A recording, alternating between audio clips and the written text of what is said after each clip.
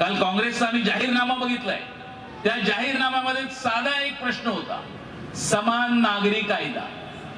जसं मोदी साहेब म्हणाले की 1 नेशन 1 टॅक्स. आपल्याकडे जीएसटी आला, जीएसटी लागला, मी पण टॅक्स भरतोय. माझा ड्रायव्हर असेल त्याचा पगार कमी असेल, पण तो पण जे काही कोलगेट किंवा तेल घेत असेल त्याच्यावर पण तो जीएसटी भरतोय. अदानी अंबानी पण जीएसटी भरतायत. याचा अर्थ देशातला सर्व नागरिक एक टॅक्स कुठचा तरी भरतायत. मग याच लोकांना देताना या एका देशाला एक कायदा का नसावा? बाळासाहेबांनी वारंवार ठणकावून सांगितलं होतं की समान नागरी कायदा झालाच पाहिजे. कायदा हा सगळ्यांना एक असावा. आता समान नागरी कायदा आणायचं फिक्स झालं. विरोध कोण? काँग्रेस करते. काँग्रेसच्या मांडीला मांडी लावून कोण बसले? उद्धव ठाकरे बसलेत. मग सांगा उद्धव ठाकरे, तुम्ही बाळासाहेबांचा अपमान करताय की नाही करता? हा खरा बाळासाहेबांचा अपमान आहे. तुम्हाला असं वाटतं की समान नागरी कायदा नको, पण समलिंगी विवाह मात्र त्याच्यासाठी तुम्ही पुरस्कार करताय. हे कोणासाठी करताय? कोण घरात आहे का तसं? समलिंगी विवाह कशासाठी? म्हणजे हा कायदा नको, पण हे चालेल. तुम्हाला सांगताना वेगवेगळ्या ठिकाणी त्यांचा मुलगा मी नेहमी बघितलंय की काय घटना बाह्य मुख्यमंत्री. अरे बाबा, कधी घटना वाचली आहेस का तू? तुझ्या घटनेवर अभ्यास आहे का? डॉक्टर बाबासाहेब आंबेडकरांनी जी घटना लिहिली ती देशातल्या प्रत्येक घटकाला न्याय देण्यासाठी म्हणून घटना लिहिली. ती घटना कधी वाचली आहेस? पहिल्यांदा आमदार झालाय, तुझ्या बाबाने तुला उचलला आणि डायरेक्ट कॅबिनेट मिनिस्टर केला. तू कधी घटना वाचणार? आणि मग रात्रीच्या पार्ट्या करत बसलास, त्याच्यात ती सारी दिशा सॅलियन मिळली. तुला घटना वाचायला वेळ कधी मिळाला? आणि तुला हा मुख्यमंत्री घटना बाह्य कळला कधी? हम दो हमारे दो, माझं कुटुंब, एवढंच फक्त तुम्ही तुमचं ध्येय घेऊन फिरत राहिला. आणि बाळासाहेबांची जी तत्व होती, बाळासाहेबांचं जे मार्गदर्शन होतं, बाळासाहेबांचे विचार होते, त्याला तुम्ही धुळीत मिळवले. एक तरुण खासदार दिवस रात्र वडिलांचं आणि आजोबांचं नाव न घेता काम करतोय.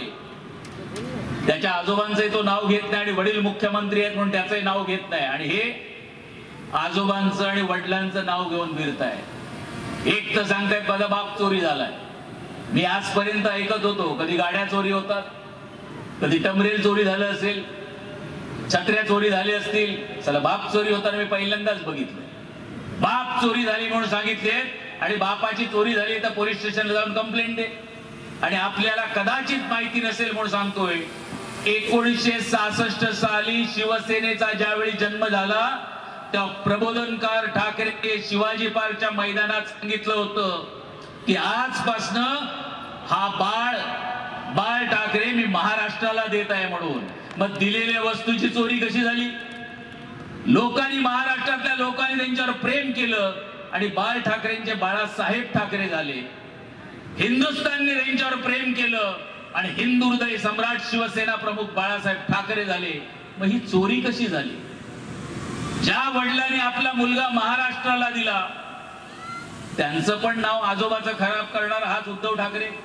ज्या बापाने तुम्हाला शिवसेना वाढवून दिली त्याचं पण नाव खराब करणारा उद्धव ठाकरे. म्हणून मागे एकदा मी म्हणालो होतो की आज उद्धव ठाकरे म्हणतायत की माझा बाप चोरी झालाय. पण मित्रो, कधीतरी त्या आदित्य ठाकरेला चान्स द्यावं की माझा पण बाप चोरी झाला म्हणून बघू दे. कारण हा पुढे पडला तरी याला कोण चोरी करणार नाही. कारण ह्याला कशाने घरी जाऊन काय करणार? काय विचार आहेत तुमच्याकडे? काय तुम्ही असं महाराष्ट्राला दिलंय? त्याच्यामुळे काही गोष्टीमध्ये खोट्या गोष्टी पसरवायच्या. आपल्याला जी लोक झिडकारून गेलेत, नाकारून गेलेत, त्यांच्या बाबत वेगवेगळ्या पद्धतीने बोलायचं. बोलीमध्ये भाजपने काम केलं नाही तर आम्ही या ठिकाणी भाजपचं काम करणार आहे असं शिवसेनेचं मत आहे. मुळामध्ये एक लक्षात घेऊया की ही आता आपल्याबरोबर आपण जे लढलेलं आहे अशी 6वी-7वी निवडणूक आहे. कारण 95 सालापासून शिवसेना भारतीय जनता पक्षाची युती आहे. 1-2 निवडणुकांचा अपवाद सोडला तर 2019ला सुद्धा परस्परांचा प्रचार आपण केलेला आहे. काही वेळेला काही प्रश्न सुटतात, काही प्रश्नांना वेळ लागतो.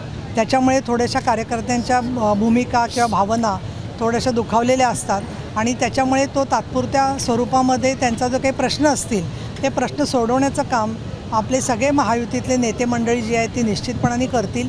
जनतेचे काही प्रलंबित प्रश्न असतील तर त्यांनी ते सुद्धा सांगावेत की आचारसंहितेमधले ते प्रश्नांवर आत्ताच्या क्षणी आपल्याला काही करता येत नाही, परंतु पाण्याचा प्रश्न असेल किंवा अशा प्रकारचे जनतेचे जीवन मरणाचे प्रश्न असतील तर ते सोडवणं हे सरकारचं कर्तव्यच असतं. त्यामुळे राजकीय भूमिकेच्या पेक्षा मी असं म्हणेन की मतभेदातून मनभेद होऊ नये अशा प्रकारचं आवाहन मी त्यांना करते. आणि म्हणून भारतीय जनता पक्षाचे जे लोक विरोध करत असतील तर त्यांचाही गैरसमज दूर करण्याचा प्रयत्न मला खात्री आहे देवेंद्र फडणवीस आणि सगळे भाजपचे नेते करत आहेत. आणि शिवसेनेच्या ज्या भावना असतील तर त्या भावना स्थानिक कार्यकर्त्यांच्या, आमचे सगळे स्थानिक पदाधिकारी आहेत, इथे श्रीकांतजी शिंदे आहेत, स्वतः शिंदेसाहेब आहेत, हे सगळेजण मिळून त्यांचा गैरसमज दूर करायचा आम्ही प्रयत्न करू. एबीपी माझा, उघडा डोळे बघा नीट.